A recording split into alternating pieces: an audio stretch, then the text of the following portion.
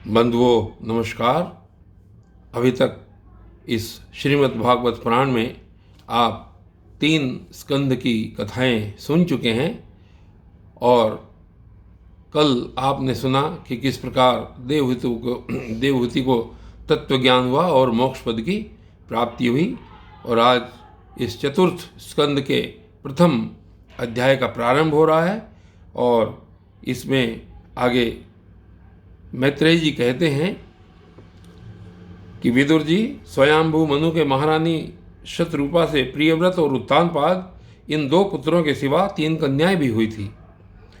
वे आकुति, देवहूति और प्रसूति नाम से विख्यात थी। आकुति का यद्यपि उसके भाई थे तो भी महारानी शतरूपा की अनुमति से उन्होंने रुचि प्रजापति के साथ पुत्रिका धर्म के अनुसार विवाह किया। प्रजापति रुचि भगवान के अनन्य चिंतन के कारण ब्रह्म तेज से संपन्न थे। उन्होंने आकुति के गर्भ से एक पुरुष और स्त्री का जोड़ा उत्पन्न किया। उनमें जो पुरुष था वह साक्षात यक्ष स्वरूपधारी भगवान विष्णु थे और जो स्त्री थी वह भगवान से कभी अलग न रहने वाली लक्ष्मी जी की अंश स्वरूपा दक्षिणा थी। मनु जी अपनी पुत्री आकुति के उस परम तेजस्वी पुत्र को बड़ी प्रसन्नता से अपने घर ले आए और दक्षिणा को रुचि प्रजापति ने अपने पास रखा। जब दक्षिणा विवाह के योग्य हुई तो उसने यज्ञ भगवान को ही पति रूप से प्राप्त करने की इच्छा की। तब भगवान यज्ञ पुरुष ने उससे विवाह किया। इससे दक्षिणा को बड़ा संतोष हुआ। भगवान ने प्रसन्न होकर उनसे 12 पुत्र उत्पन्न किए। उन 12 पुत्रों के नाम हैं तोष, प्रतोष, संतोष, भद्र, शांति, इडस्पति, इद्म, कवि, विभु, स्वहल, सुदेव और रोचन। यही स्वयंभू मनवंतर में तुषित नाम के देवता हुए। उस मनवंतर में मरीचि आदि सप्तऋषि के भगवान यज्ञ ही देवताओं के अधीश्वर इंद्र थे और महान प्रभावशाली प्रियव्रत एवं उत्तानपाद मनुपुत्र थे। वह मनवंतर उन्हीं दोनों के बेटों, पोतों और दोहित्रों के वंश से छा गया। प्यारे विदुर जी, मनु जी ने अपनी दूसरी कन्या देवहूति कर्दम जी को ब्याही थी। उसके संबंध की प्राय सभी बातें तुम मुझसे सुन चुके हो। भगवान मनु ने अपनी तीसरी कन्या प्रसूति का विवाह ब्रह्मा जी के पुत्र दक्ष प्रजापति से किया था। उसकी विशाल वंश परंपरा तो सारी त्रिलोकी में फैली हुई है। मैं कर्दम जी की 9 कन्याओं का जो 9 ब्रह्म ऋषियों से ब्याही गई थी पहले ही वर्णन कर चुका हूँ। अब उनकी वंश परंपरा का वर्णन करता हूँ, सुनो।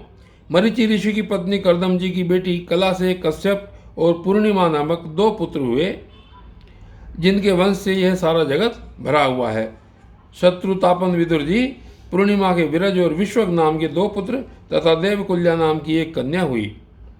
यही दूसरे जन्म में श्रीहरि के चरणों के 2 वंश से देव नदी गंगा के रूप में प्रकट हुई। अत्रि की पत्नी अनुसुया से दत्तात्रेय, दुर्वासा और चंद्रमा नाम के 3 परम यशस्वी पुत्र हुए। ये क्रमशः भगवान विष्णु, शंकर और ब्रह्मा के अंश से उत्पन्न हुए थे।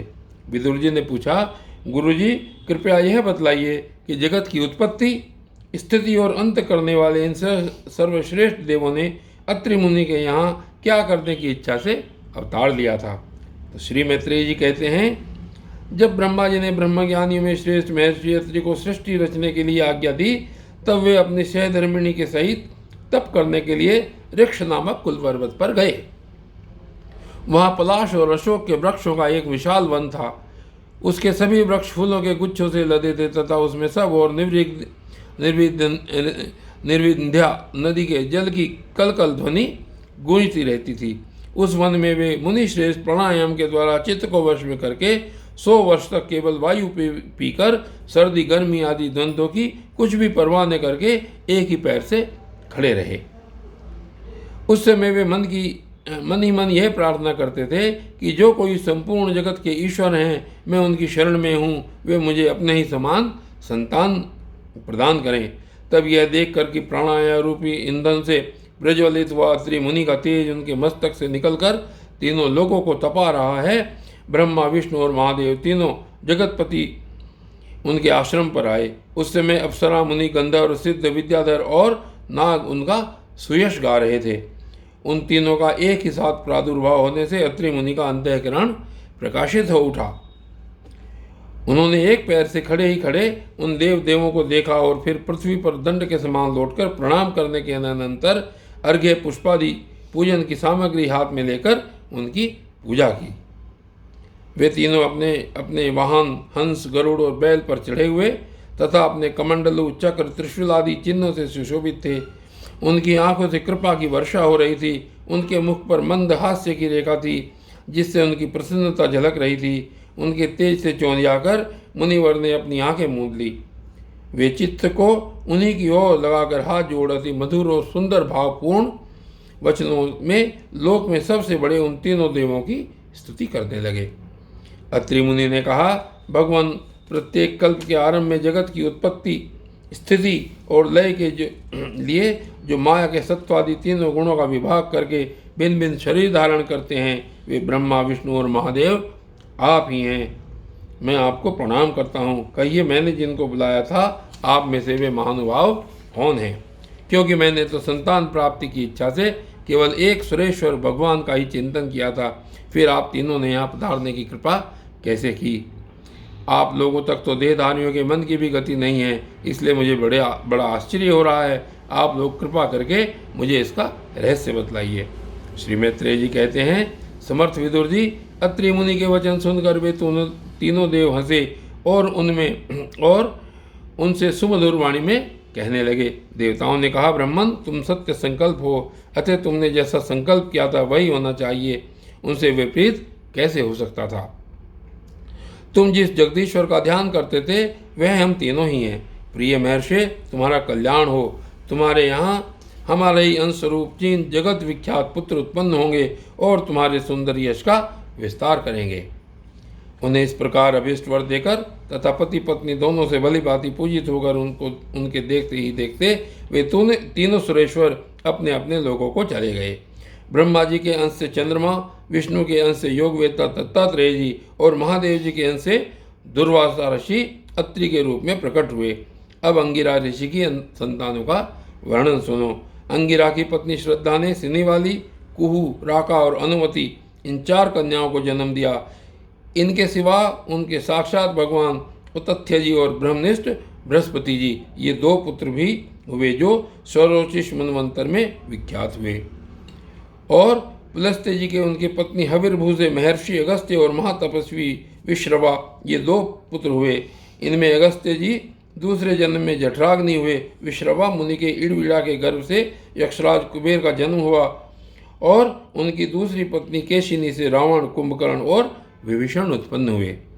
महामते महर्षि पुलह की स्त्री परम साध्वी, गति से कर्म श्रेष्ठ वरियान और सहिष्णु ये 3 पुत्र उत्पन्न हुए। इसी प्रकार कर्तु की पत्नी क्रिया ने ब्रह्म तेज से देदीप्यमान बाल खल्य आदि 60,000 ऋषियों को जन्म दिया। शत्रुतापन विदुर जी, वशिष्ठ जी की पत्नी ऊर्जा यानी कि अरुंधति से चित्रकेतु आदि 7 विशुद्ध चित्त ब्रह्म ऋषियों का जन्म हुआ। उनके नाम चित्रकेतु, सुरीचि, विरजा, मित्र, उल्वण, वृषभृद्यान और द्युमान थे। इनके सिवा उनकी दूसरी पत्नी से शक्ति आदि और भी कई पुत्र हुए। अथर्वा मुनि की पत्नी चित्ती ने दध्यंग यानी कि दधीचि नामक एक तपोनिष्ठ पुत्र प्राप्त किया जिसका दूसरा नाम अश्वशिरा भी था। अब भृगु के वंश का वर्णन सुनो। महाभाग भृगु जी ने अपनी भारी आख्याति से धाता और विधाता नामक पुत्र तथा श्री नाम की एक भगवत परायणा कन्या उत्पन्न की। मेरु ऋषि ने अपनी आयति और नियति नाम की कन्याएं क्रमशः धाता और विधाता को ब्याही। उनसे उनके मृकंड और प्राण नामक पुत्र हुए। उनमें से मृकंड के मार्कंडे और प्राण के मुनिवर वेदशिरा का जन्म हुआ। भृगु जी के एक कवि नामक पुत्र भी थे। उनके भगवान उष्णा यानी कि शुक्राचार्य हुए। विदुर जी, अब इन सब मुनीश्वरों ने भी संतान उत्पन्न करके सृष्टि का विस्तार किया। इस प्रकार मैंने तुम्हें यह कर्दम जी के दोहित्रों की संतान का वर्णन सुनाया। जो पुरुष इसे श्रद्धापूर्वक सुनता है उसके पापों को यह तत्काल नष्ट कर देता है। ब्रह्मा जी के पुत्र दक्ष प्रजापति ने मनोनंदिनी प्रसूति से विवाह किया। उससे उन्होंने सुंदर नेत्रों वाली 16 कन्याएं उत्पन्न की। भगवान दक्ष ने उनमें से 13 धर्म को, एक अग्नि को, एक समस्त पितृगण को और एक संसार का संहार करने वाले तथा जन्म मृत्यु से छुड़ाने वाले भगवान शंकर को दी। श्रद्धा, मैत्री, दया, शांति, तुष्टि, पुष्टि, क्रिया, उन्नति, बुद्धि, मेधा, तितिक्षा, ह्रीम और मूर्ति ये धर्म की पत्नियां हैं। इनमें से श्रद्धा ने शुभ, मैत्री ने प्रसाद, दया ने अभय, शांति ने सुख, तुष्टि ने मोद और पुष्टि ने अहंकार को जन्म दिया। क्रिया ने योग, उन्नति ने दर्प, बुद्धि ने अर्थ, मेधा ने स्मृति, तितिक्षा ने क्षेम और ह्रीम यानी कि लज्जा ने प्रशय यानी कि विनय नामक पुत्र उत्पन्न किया। समस्त गुणों की खान मूर्ति देवी ने नर नारायण ऋषियों को जन्म दिया। इनका जन्म होने पर संपूर्ण विश्व ने आनंदित होकर प्रसन्नता प्रकट की। उस समय लोगों के मन, दिशाएं, वायु, नदी और पर्वत सभी में प्रसन्नता छा गई। आकाश में मांगलिक बाजे बजने लगे, देवता लोग फूलों की वर्षा करने लगे, मुनि प्रसन्न होकर स्तुति करने लगे, गंधर्व और किन्नर गाने लगे, अप्सराएं नाचने लगी। इस प्रकार उस समय बड़ा ही आनंद मंगल हुआ तथा ब्रह्मा आदि समस्त देवता श्रोत्रों द्वारा भगवान की स्तुति करने लगे। देवताओं ने कहा, जिस प्रकार आकाश में तरह तरह के रूपों की कल्पना कर ली जाती है, उसी प्रकार जिन्होंने अपनी माया के द्वारा अपने ही स्वरूप के अंदर इस संसार की रचना की है और अपने स्वरूप को प्रकाशित करने के लिए इस समय इस ऋषि विग्रह के साथ धर्म के घर में अपने आप को प्रकट किया है, उन परम पुरुष को हमारा नमस्कार है। जिनके तत्व का शास्त्र के आधार पर हम लोग केवल अनुमान ही करते हैं, प्रत्यक्ष नहीं कर पाते, उन्हीं भगवान ने देवताओं को संसार की मर्यादा में किसी प्रकार की गड़बड़ी न हो इसलिए सत्व गुण से उत्पन्न किया है। अब मैं अपने करुणामय नेत्रों से जो समस्त शोभा और सौंदर्य के निवास स्थान निर्मल दिव्य काल को भी नीचा दिखाने वाले हैं, हमारी ओर निहारें। प्यारे विदुर जी, प्रभु का साक्षात दर्शन पाकर देवताओं ने उनकी इस प्रकार स्तुति और पूजा की। तदनंतर भगवान नर नारायण दोनों गंधमादन पर्वत पर चले गए।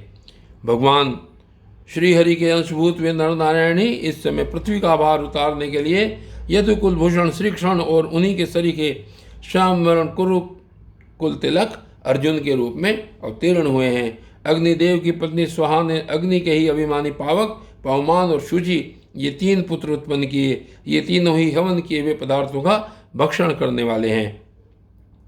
इन्हीं तीनों से 45 प्रकार के अग्नि और उत्पन्न हुए। यही अपने 3 पिता और एक पितामह को साथ लेकर 49 अग्नि कहलाए। वेदज्ञ ब्राह्मण वैदिक यज्ञ कर्म में जिन 49 अग्नियों के नामों से आग्नेय इष्टियाँ करते हैं वे यही हैं। अग्निश्वात, बहिर्षद, सोमप और आज्यप ये पितर हैं। इनमें साग्निक भी है और निरग्निक भी। इन सब पितरों की पत्नी दक्ष कुमारी स्वधा है। इन पितरों से स्वधा के धारिणी और वयुना नाम की 2 कन्याएं हुई। वे दोनों ही ज्ञान विज्ञान में पारंगत और ब्रह्म ज्ञान का उपदेश करने वाली हुई। महादेव जी की पत्नी सती थी। वे सब प्रकार से अपने पति देव की सेवा में संलग्न रहने वाली थी, किंतु उनके अपने गुण और शील के अनुरूप कोई पुत्र नहीं था, क्योंकि सती के पिता दक्ष ने बिना ही किसी अपराध के भगवान शिव के प्रतिकूल आचरण किया था। इसलिए सती ने यौवस्था में ही क्रोधवश योग के द्वारा स्वयं ही अपने शरीर का त्याग कर दिया था। और आज के इस वीडियो में ये चतुर्थ स्कंद का प्रथम अध्याय बस इतना ही, और कल आगे की वीडियो में आगे क्या होता है ये देखेंगे। तब तक के लिए धन्यवाद।